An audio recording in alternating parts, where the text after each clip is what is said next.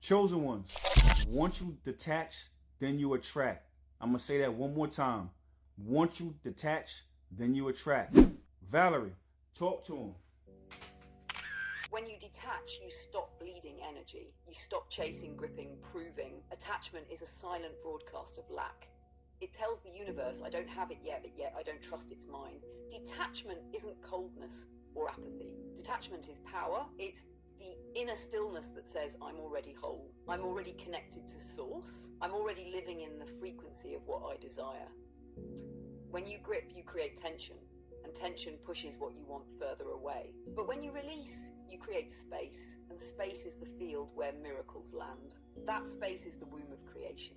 That's where ideas, money, people, and opportunities orbit back to you without you forcing them. True detachment isn't running away from life. It's anchoring into your own life so deeply that nothing outside of you can hijack your frequency. It's staying in your lane while everything else tries to pull you off course. The calmer you are, the more magnetic you become. The quieter your energy, the louder your signal. Because here's the paradox: what's aligned with you can't miss you. What's yours by frequency will always orbit back to you, because the universe doesn't work on chance, it works on resonance. Detachment is saying, I already have it in spirit, so I don't need to beg for it in matter. The less you cling, the more life flows. The less you force, the more you receive. The less you grip, the clearer your channel becomes. And when you're clear, everything that's for you finds you, not because you chased it, but because you became it. That's the secret of attraction, not chasing, becoming. And becoming requires letting go. I saw this meme the other day. And the meme, it had someone holding onto a rope and someone else holding onto the other side of the rope. And the caption of that meme was that sometimes holding on does more damage than letting go.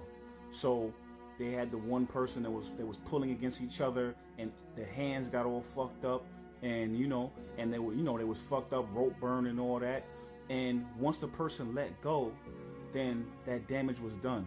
Once you're holding on to an outcome, what that does is cause you more damage, meaning the anxiety, meaning you're stuck to only that outcome that you've seen in your mind when your higher self knows better. So once you let go, once you allow your higher self to take the wheel, then at that point, now whatever you imagine, I guarantee you, the outcome that your higher self has for you, that God has for you, the universe has for you, is way grander than you would even believe. But because you're trying to hang on and hold on and control, like that rope analogy I just gave, with that rope meme I just told you about, that has caused you more damage, because that holding on is from fear, it's from anxiety, and then once you start to have that fear and anxiety,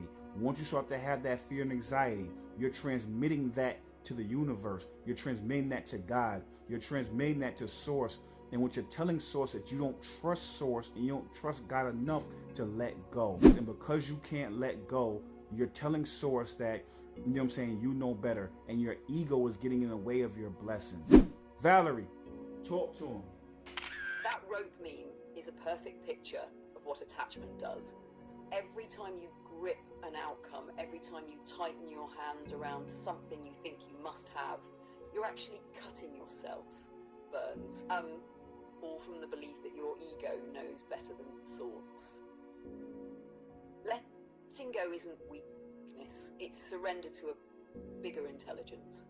When you release, you're not saying, I don't care, you're saying, I trust something larger than my limited vision. You're telling God, the universe, your higher self, I'm open to outcomes I can't yet imagine. That's where the miracles are hiding. In the space you leave when you stop choking the flow. Because what you're gripping is always smaller than what's waiting. Your higher self sees the whole ocean while your ego is clutching a teaspoon. Holding on feels safe because it's familiar, but it's the familiar that's hurting you. The moment you unclench, even if it feels scary, the blood rushes back into your hands. Energy rushes back into your life. Opportunities start to move towards you instead of away from you. And here's the real paradox. Detachment isn't losing power, it's regaining it. When you stop transmitting fear, anxiety, and control, you start transmitting faith, trust, and expansion. The universe can finally deliver the version of reality that matches your true self, not the one filtered through panic. So the next time you feel yourself white-knuckling that rope, a person, a plan, a timeline, remember your higher self already has something grander queued up. Your only job is to loosen your grip, breathe, and allow. That's how you stop burning your hands and start receiving with open palms. Imagine someone grabs your hand, right? Reflexively, you're gonna pull away. If somebody grabs you, you're reflexively gonna push them away. So that's what you're doing to your higher self. That's what you're doing to your grand plans. That's what you're doing to whatever it is that you think that you want.